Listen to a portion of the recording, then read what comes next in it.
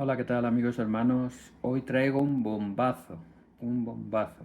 Esto va a ser algo excepcional. Ya saben que yo no soy exagerado ni me gusta llamar la atención, pero la verdad es que este vídeo que les voy a traer hoy va a presentar algo que es realmente impactante. Es una prueba demoledora e incuestionable de la verdadera interpretación de Mateo 16, 18, el gran caballo de batalla entre protestantes y católicos referente a la fundación, a la orden y a la jerarquía de la Iglesia y por ende a la veracidad de una u otra creencia religiosa. Es algo realmente importante, ¿no? Porque está la gran controversia entre católicos y protestantes. Estos versículos que tenemos en Mateo 16, voy a resumir. Cristo les pregunta a sus discípulos: ¿quién dicen que yo soy? Uno dicen que Elías, otro dice que un profeta. Y él les pregunta: ¿y vosotros quién decís que yo soy? Pedro, tomando la palabra, dice: tú eres el Cristo, el Hijo del Dios viviente. Y entonces Cristo le dice: bienaventurado eres Simón, hijo de Jonás, porque no te lo reveló carne ni sangre, sino mi Padre que está en los cielos. Y yo te digo que tú eres Pedro, y sobre esta roca edificaré mi iglesia, y las puertas del Hades no tendrán poder sobre ella. Y a ti te dará las llaves, y todo lo que atares en la tierra será atado en los cielos, etcétera, etcétera, ¿no? Ese es el gran caballo de batalla, ¿no? Los católicos, por supuesto, leyendo este pasaje completo, pues creen que la roca es Pedro, que sobre Pedro está fundada la Iglesia, que Pedro es el primer papa y por lo tanto tienen garantizada la supremacía de Pedro sobre todos los demás apóstoles, el principal y superior apóstol a todos los demás, del cual viene la sucesión apostólica a los supuestos obispos de Roma, porque se supone que Pedro estuvo en Roma y que dejó un sucesor a un obispo de Roma llamado Lino, y estos son la sucesión hasta nuestros días al actual Papa. Y además que la sede de Roma, es decir, el lugar de Roma era la sede principal y el sitio donde debía estar la primacía. Y además una gran promesa, que las puertas del Hades o las puertas del infierno nunca iban a prevalecer contra esta roca sobre la cual estaba fundada la Iglesia, que era Pedro y sus sucesores. Por lo tanto, con esta promesa dicen: ¿cómo Dios no va a cumplir esa promesa? Entonces justifica cualquier cosa, ¿no? Justifica todas las corrupciones, todos los crímenes, todas las barbaridades que a través de los siglos se han cometido en nombre de Dios, y que, bueno, para ellos no afecta a la veracidad, sino que, bueno, pues como está hecha esta promesa, pues lógicamente pues puede pasar cualquier cosa que la promesa se cumple, ¿no?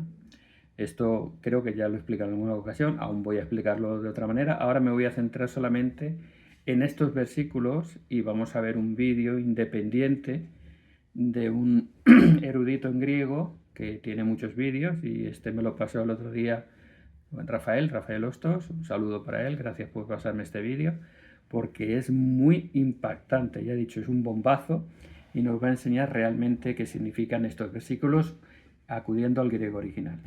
Como decía, los católicos le dan esta interpretación, los protestantes dicen que no es Pedro la roca, que la roca puede ser Cristo, o la confesión de Pedro cuando dice: tú eres el Cristo, el Hijo del Dios viviente, que ese testimonio, esa confesión es la verdadera roca. ¿Por qué lo dicen? Porque ellos, como saben que se separaron de la Iglesia Católica en el siglo XVI, no reconocen, por supuesto, la jerarquía de la Iglesia Católica Romana, no creen en la sucesión apostólica y, lógicamente, se basan en otras cosas, porque, claro, si reconocieran todo eso, tendría que reconocer que ellos son unos apóstatas, pues de alguna manera, de la Iglesia Católica. Entonces tienen que decir, bueno, pues, que se salen sin salirse, como diría aquel. Entonces ellos creen en una sucesión de doctrina, en una sucesión jerárquica o apostólica, sino una sucesión doctrinal, y que la Iglesia es un remanente invisible, que realmente no es la Iglesia una cosa formal, sino que es un grupo de personas que, bueno, de una forma invisible y misteriosa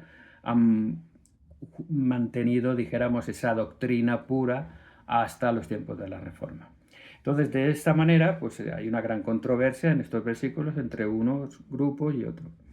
¿Qué nos dice la Biblia? Pues bueno, la Biblia siempre dice lo que dice y cada uno lo interpreta de una manera.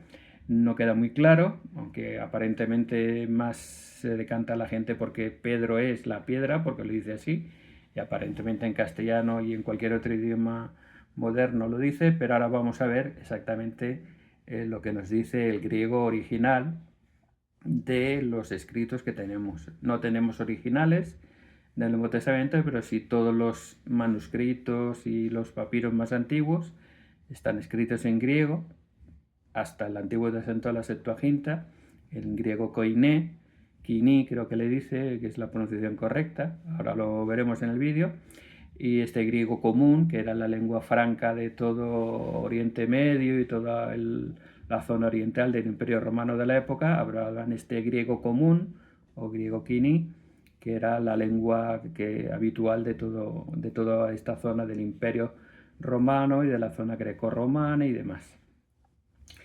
¿Qué decimos los santos de los últimos días antes de poner el vídeo? Los santos de los últimos días hemos dicho que ni una ni otra. Nuestra interpretación siempre, y bueno, nosotros somos 4 gatitos y nadie nos escucha a veces, ¿no? En estos foros donde grandes grupos de católicos y protestantes discuten y pelean o razonan de una manera u otra, nosotros tenemos nuestra propia opinión, pero bueno, es una opinión minoritaria porque somos una iglesia pequeña en comparación con cualquiera de estas, ¿no? Pero ¿cuál es nuestra opinión? Pues ni es Pedro la Roca, ni es la confesión de Pedro la Roca. La roca es la revelación. Cuando Cristo le dice, bienaventurado eres Simón, hijo de Jonás, porque no te lo reveló carne ni sangre, sino mi Padre que está en los cielos, nosotros creemos que esa revelación es la roca sobre la cual está fundada la iglesia. Y esa revelación es la que protege de las puertas del Hades realmente. Cuando dice las puertas del Hades no la vencerán, no se está refiriendo a una persona ni una confesión. No tiene sentido. Se nos está refiriendo a un principio, el principio de la revelación. ¿Y por qué creemos nosotros que la revelación es tan importante? Porque precisamente la iglesia está fundada, lo dice el propio apóstol, sobre apóstoles y profetas en Efesios 2, apóstol Pablo. Y luego en Efesios 4 dice, y él mismo llamó a apóstoles, profetas, evangelistas, pastores y maestros a fin de perfeccionar a los santos para que lleguemos a la unidad de la fe y no seamos engañados por doctrina de hombre. O sea que es básico que estemos fundados sobre apóstoles y profetas. ¿Y qué caracteriza un apóstol o un profeta? Que recibe revelación de Dios, que está en comunión con Dios y que Dios les guía por medio de revelaciones divinas. Por lo tanto, la roca en la cual debemos estar fundados es la revelación de Dios, para que no sea nuestra interpretación ni nuestra doctrina de hombres, ni nuestro pensamiento, sino para que sea siempre la voluntad del Señor. Esto es el modelo del Nuevo Testamento y es el modelo que ha permanecido en la restauración desde el siglo XIX, que se restaura la iglesia por medio de un profeta moderno, José Smith, hasta el profeta actual que tenemos hoy en día, el profeta Russell M. Nelson. Todos manifiestan haber tenido revelación de Dios y dirigen la iglesia por revelación divina, y esa es la roca en la cual nosotros nos basamos. Esa es la roca que Cristo dijo, y vamos a verlo ahora precisamente, vamos a verlo en este vídeo. Como decía, esta es la gran disputa, esta es la gran polémica, las 3 posiciones, la católica, la protestante, la de la Iglesia de Jesucristo de los Santos de los Últimos Días, y vamos a ver este señor erudito en griego, vamos a darle todo el crédito a él, se llama Juanjo Fantoso, su canal es Escuela de Griego, vamos a ver un buen trozo, no entero, y luego les voy a poner los comentarios, el vídeo, el enlace, por si quieren verlo completo, porque desde luego no tiene desperdicio. Y lo que es importante es que este señor es imparcial, simplemente es un experto en griego, conoce bien el griego, lo analiza, muchos pasajes, este entre otros, luego hay otros y voy a aprovechar también que lo estoy conociendo ahora para sacar algún tema suyo importante sobre otros versículos así tan polémicos como este, pero eso es para el futuro.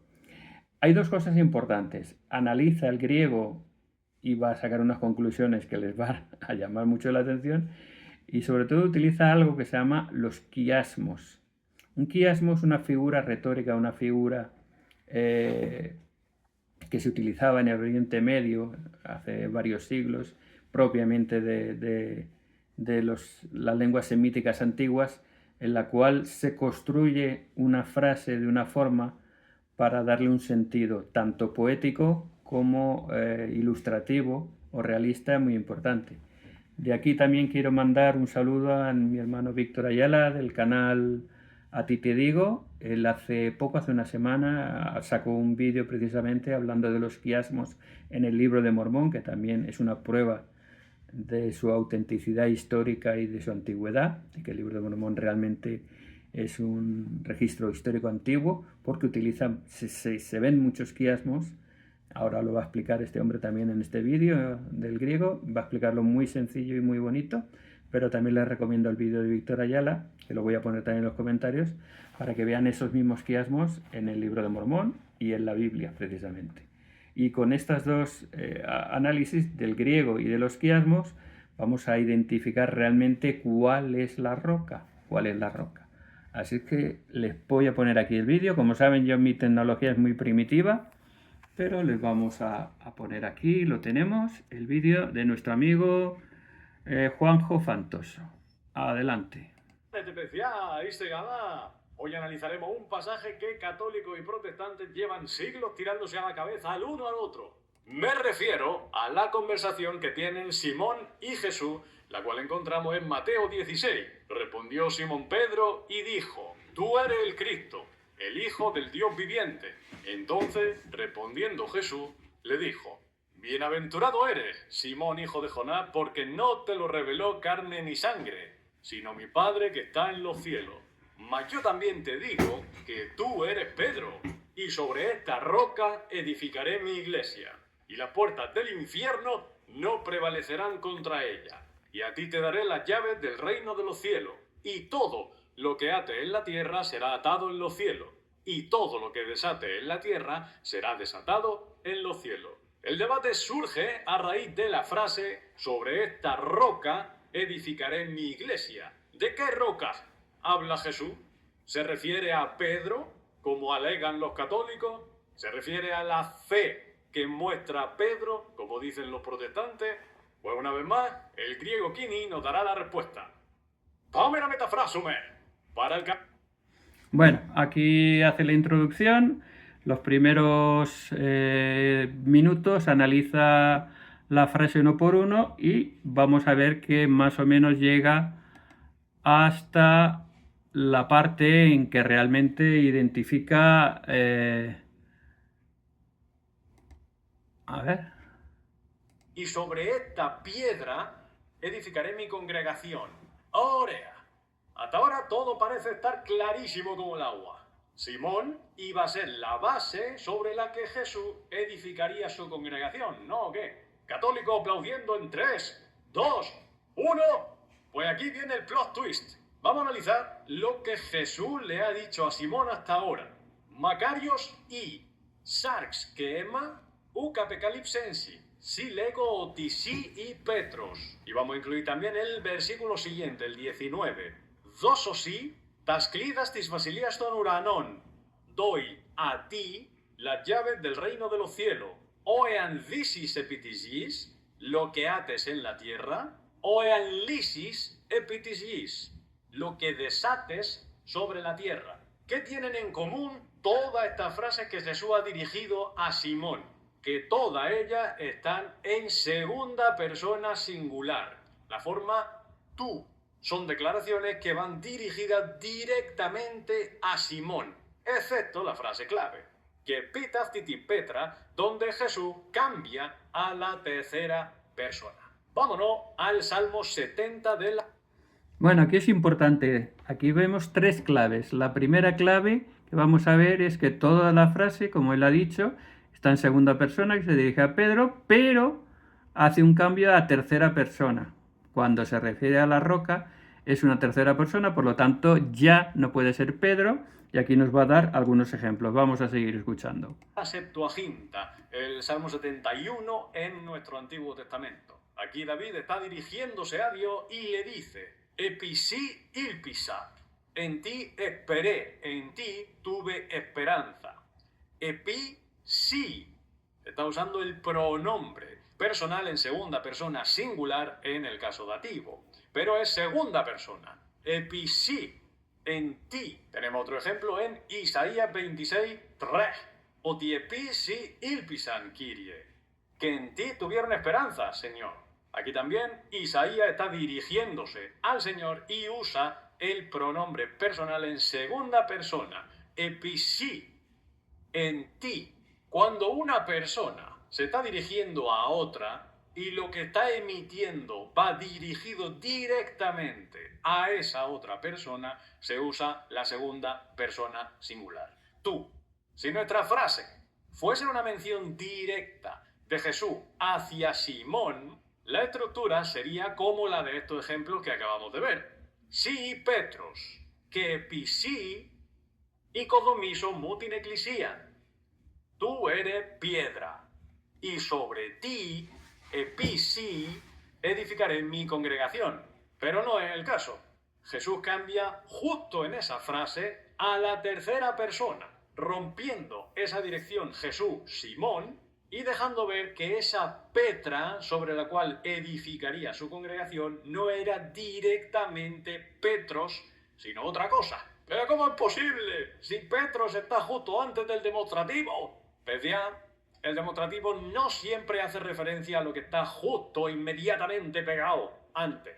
Y os lo ilustro con un ejemplo. Otiedonomati Isu Christu, que en el nombre de Jesús ungido, utos parestiken enopio nimón iis. Este estuvo, se plantó de pie delante de vosotros sano. Por ponerlo en contexto, se están refiriendo a un hombre que era cojo de nacimiento y Pedro lo sana de forma que se pone de pie delante de todos los que estaban ahí presentes. Pues el texto hace referencia a ese cojo. Utos, el cojo, parestiken enopio nimón iis. Se plantó delante de vosotros sano. Y justo después tenemos una frase que nos viene al pelo para el análisis que estamos haciendo ahora. Utos estinolizos. ¿Quién es el lizos? ¿Quién es la piedra? Pues si vamos a lo rápido, decimos utos. La referencia tiene que estar justo antes. Y justo antes nos encontramos una mención al cojo.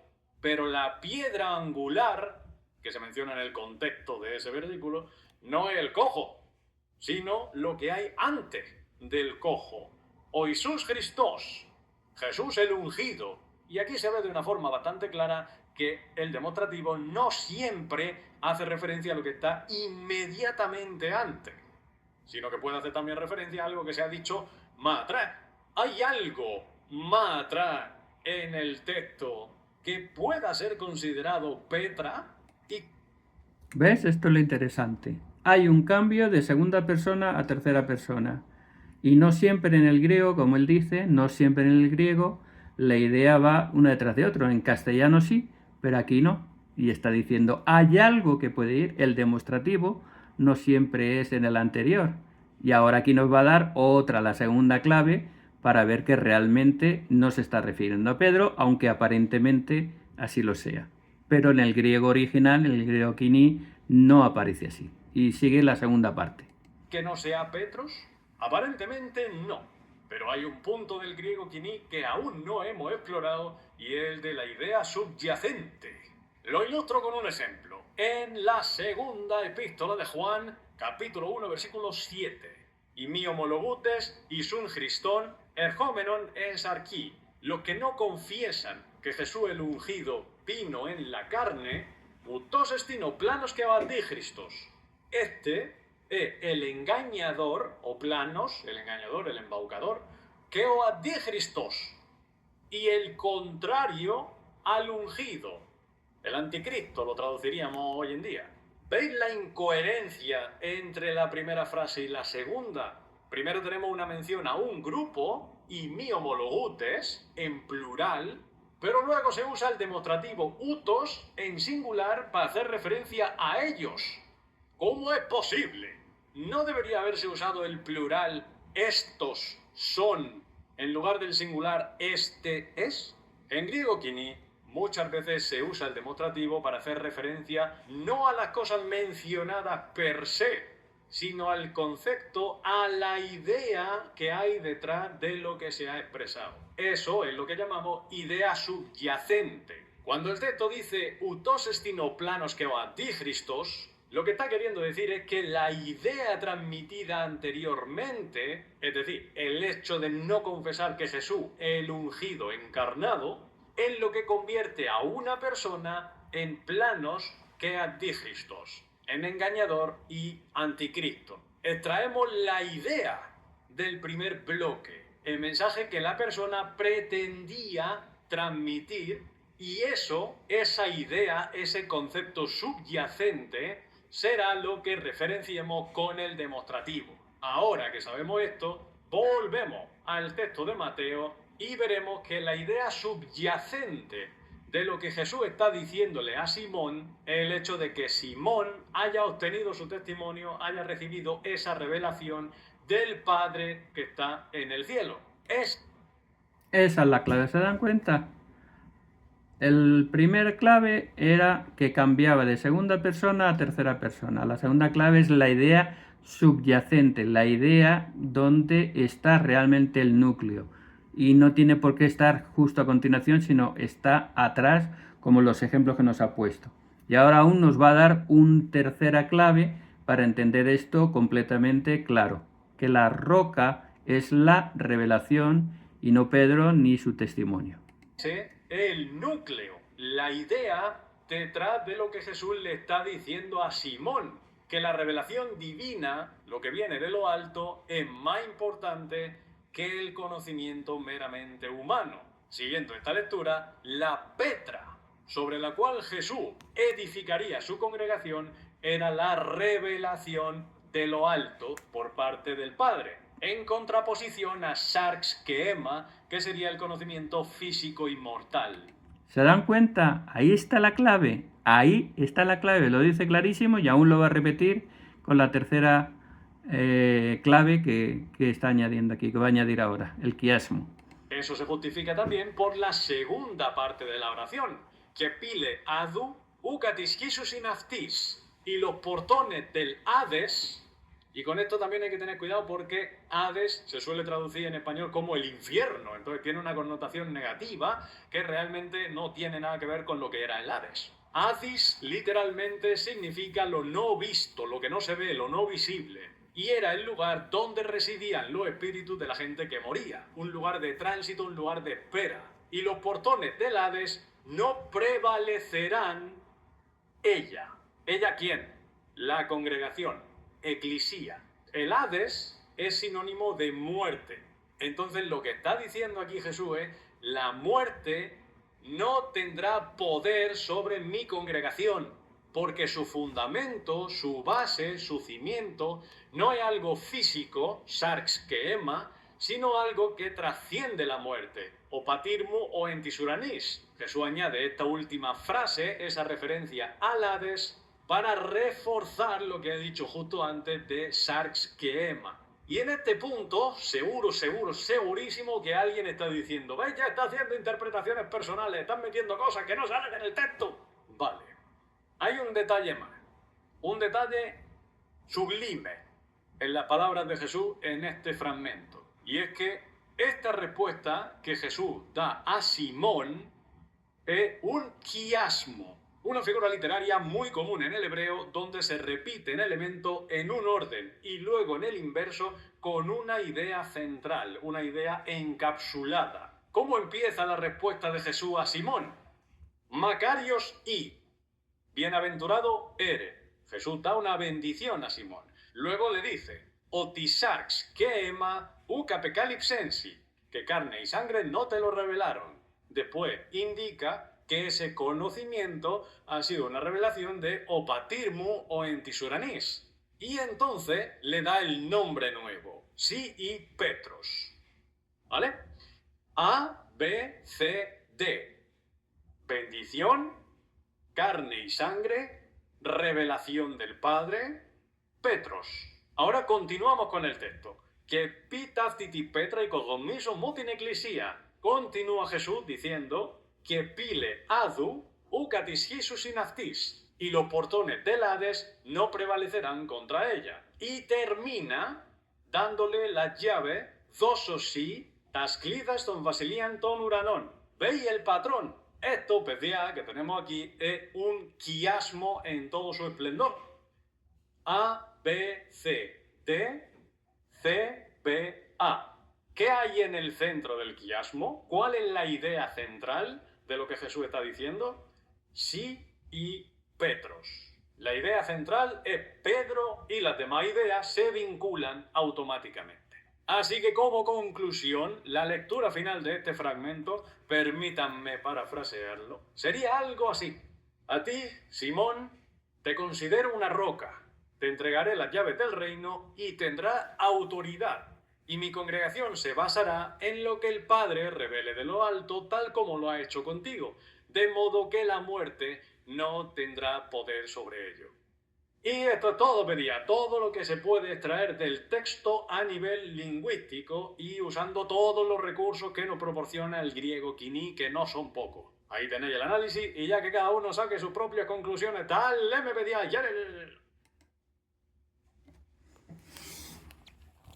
Bueno, pues creo que está bastante claro, ¿no?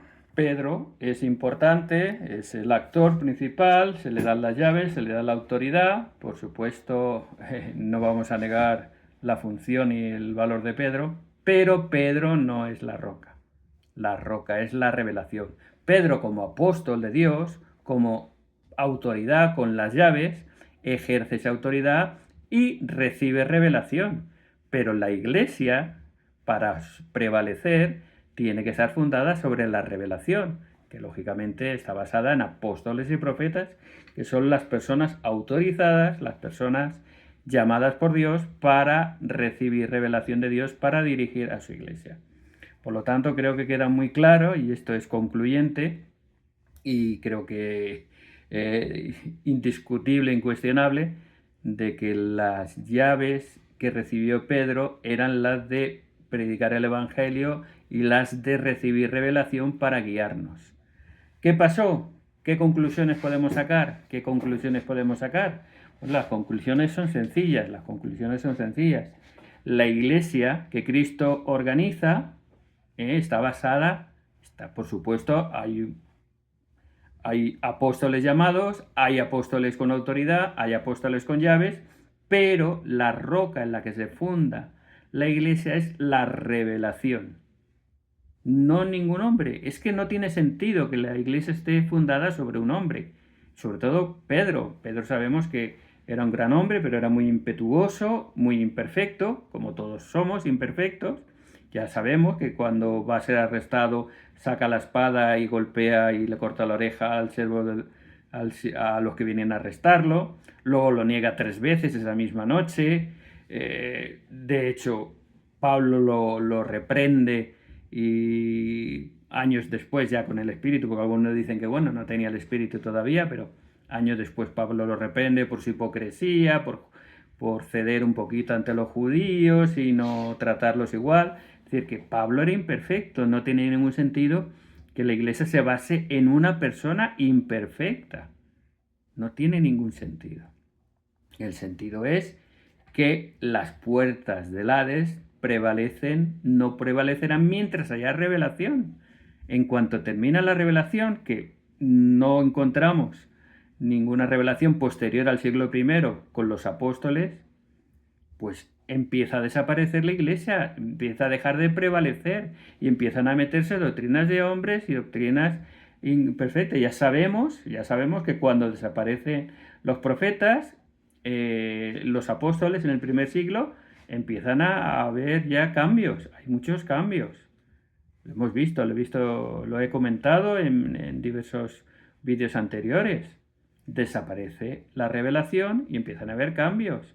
La sucesión deja de estar, ya no hay sucesión apostólica. Ya son obispos que ni siquiera aparecen en Efesios 4 como los que fundamentan la Iglesia, sino son cargos menores los que se hacen cargo de la Iglesia porque no queda otra cosa. De hecho, ninguno de los supuestos sucesores de los apóstoles, que para los hermanos católicos se supone que son los padres de la Iglesia, ninguno de ellos manifestó jamás recibir revelación. Pueden buscarlo. Yo lo he buscado además por la inteligencia artificial y ninguno de los padres apostólicos de los primeros, los prenicenos, antes del concilio de Nicea, ninguno de ellos manifestó jamás recibir revelación de Dios. ni que Dios les revelara su voluntad. Ellos interpretaban lo que habían recibido, enseñaban lo que habían recibido conforme a su conocimiento, pero jamás manifestaron recibir revelación. Por lo tanto, no estaban ya fundados sobre la roca, ya no tenían la roca en la cual basarse. Por lo tanto, queda muy claro que hubo una apostasía gradual a la desaparición de los apóstoles y que esas cosas fueron cambiando, y lo vemos en la historia, lo hemos visto durante el siglo II, III y IV, hasta, como se le he dicho en este libro muchas veces, hasta que llega Constantino y no hay organización en la iglesia, lo dice este libro. La iglesia está completamente desorganizada, no hay jerarquía, no hay orden. Y la iglesia del siglo IV copia el imperio romano, sumo pontífice, curia, diócesis, todo eso son organizaciones romanas, porque la iglesia del Nuevo Testamento ya ha desaparecido y empiezan nuevas doctrinas, bautismo de niños, que no existía antes. La mariología, tantas y tantas cosas, la primera comunión que aparece siglos después, la hostia, el rosario, todo eso son cosas posteriores que jamás lo encontramos en el Nuevo Testamento. Por lo tanto, la iglesia que fundó Cristo desaparece o se va diluyendo, no desaparece completamente, el cristianismo no decimos nosotros que desaparezca, pero sí se van cambiando muchas cosas porque falta la roca, falta la revelación, y al faltar esa roca de revelación, las doctrinas de hombres van haciendo, como dice en Efesios 4, las doctrinas de hombres van confundiendo y llevando, fluctuando de un lado para otro, diferentes doctrinas humanas, interpretaciones humanas. Luego viene las diferentes herejías que contaminan la iglesia, el poder político que controla desde el siglo IV hasta casi nuestros días. Los intereses políticos manejaban la iglesia. Ya no quedaba nada de esta revelación y de esta pureza de doctrina que vemos en el Nuevo Testamento. Por lo tanto, creo que queda muy claro que precisamente lo que los santos de los últimos días enseñamos con respecto a la roca de Mateo 16-18 es justo lo que acabamos de ver en este vídeo que analiza el griego, que lo dice muy claro, que ya está hablando de Pedro en segunda persona, pero cuando llega a la roca principal es tercera persona, porque está hablando de la idea subyacente y del quiasmo que nos enseña de forma clara y concreta que lo que aparenta que es Pedro no es Pedro en realidad, sino que es la revelación que recibe Pedro, la roca sobre la cual se funda la iglesia, porque la iglesia está fundada sobre apóstoles y profetas, y la cualidad de un apóstol y un profeta es recibir revelación de Dios para que podamos conocer directamente la voluntad de Dios a través de un profeta, de un apóstol ordenado por él y con las llaves, por supuesto. Nunca negamos la primacía de Pedro, la importancia de Pedro, no solo de Pedro, sino de todos los apóstoles, porque Pedro era primus inter pares, primero entre iguales. No hay supremacía, hay primacía, que no es lo mismo. Y esto es lo que garantiza una organización jerárquica y perfecta de la Iglesia de Cristo en el Nuevo Testamento, y lo vemos en los Hechos de los Apóstoles. Todos los apóstoles, guiados por el Espíritu Santo, recibiendo revelación de lo que tienen que hacer, de lo que tienen que decir y de lo que tienen que enseñar. Cuando desaparecen los apóstoles, las puertas del Hades empezaron a prevalecer porque desaparece la roca, la revelación. Por lo tanto, con todo dolor de corazón, tenemos que decir, con este análisis además del griego antiguo, del griego koiné o kini, koiné se escribe y por lo visto se pronuncia kini, este griego kini nos dice realmente que la roca no es Pedro, ni es la confesión de Pedro, sino la roca es la revelación. Cuando desaparece la revelación, empieza a dejar de prevalecer, y entonces esa supuesta promesa, que es como una patente de corso a la cual se aferran nuestros hermanos católicos, no tiene ningún sentido. Aún además hay varios versículos que lo voy a preparar en otro vídeo más adelante, que veremos que esa supuesta promesa a la cual se aferran no tiene ningún sentido, pero eso lo dejaremos para otro vídeo.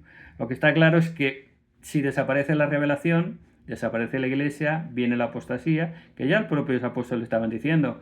Pablo decía, detrás de mí vendrán lobos rapaces que no perdonarán el rebaño. Lo dice muy claro, no perdonarán el rebaño. O a los Gálatas le dice, tan pronto os habéis alejado del evangelio. O sea, ya en la época de Pablo existían esa apostasía, esa separación de la verdad, y luego pues los siguientes siglos sin apóstoles, sin revelación, pues va cambiando, desapareciendo, hasta que llega ya Constantino, y no es que Constantino funde la Iglesia Católica, como dice la mayoría, pero ya sí Constantino maneja, controla y se aprovecha de la Iglesia para sus propios intereses. Por lo tanto, ya vemos que no queda nada de la Iglesia primitiva de Cristo, guiada por apóstoles originales con llaves y con autoridad, y sobre todo con la roca de la revelación, que era la única que nos afianzaba en que se pudiera prevalecer la Iglesia en contra de los poderes de la oscuridad, por decirlo de alguna manera. Por lo tanto, eso es lo que nos lleva a la conclusión lógica, que aparte de que los santos de los últimos días tenemos la razón en la interpretación, que ya está aquí en este libro, bueno, no lo van a ver, este es Enseñanzas del profeta José Smith, y ya el profeta José Smith lo enseñaba desde principios del siglo XIX, que la roca de Mateo 16-18 era la revelación. Por lo tanto, era necesario que hubiera una restauración de todas las cosas, como está en Hechos, creo que es 4:21, que antes del final de todos los tiempos se vendría la restauración de todas las cosas, y de nuevo tenemos un profeta viviente, y de nuevo tenemos la revelación, y por lo tanto tenemos la Iglesia de Cristo sobre la tierra con la roca en la cual está fundada, que es la revelación moderna. Tenemos apóstoles y profetas que son guiados por el Espíritu Santo y nos dan la revelación y la guía necesaria para edificar el reino del Señor en estos últimos días. Que somos muy poquitos, que no nos hacen caso, que no tenemos voz. La verdad casi siempre está en minorías. Si se dan cuenta, la verdad no suele estar en las mayorías ni en los grandes grupos, sino suele estar en sitios un poquito escondidos, con pequeños grupos, no de personas mejores ni mucho menos que los demás, pero sí con personas que buscan la guía del Espíritu. Y precisamente nuestra Iglesia siempre está invitando a la revelación. No solo la revelación a través de un profeta, de un apóstol, sino la revelación personal a cada uno de nosotros. Y nuestros misioneros, cuando enseñan el Evangelio, explican los principios del Evangelio, las creencias que tenemos, e invitan a todas las personas a que le pregunten a Dios si estas cosas son verdaderas o no. ¿Han visto ustedes alguna iglesia que invite a preguntar a Dios para que Dios responda a cada uno si estas cosas son verdaderas o no? Pues solo el que no tiene miedo a la verdad se atreve a hacer esta invitación de pregúntale a Dios y Dios te responderá. Si Dios te responde, no hay duda. No me creas a mí, créele a Dios. ¿Eso quién lo hace? Nadie. Nadie más que el que puede tener la roca de la revelación como principio general para la Iglesia y particular para cada uno de nosotros. Cada uno de nosotros tenemos un testimonio personal, porque recibimos revelación personal, de que Jesús es el Cristo, que Jesucristo se le apareció a José Smith, lo llamó como profeta, y que hoy en día tenemos un profeta viviente y 12 apóstoles que nos guían y nos dan revelación. Y esa revelación nosotros también la recibimos personalmente para que juntos sepamos la verdad de Dios y no las interpretaciones humanas. Ese es mi testimonio, que les dejo en el nombre de Jesucristo.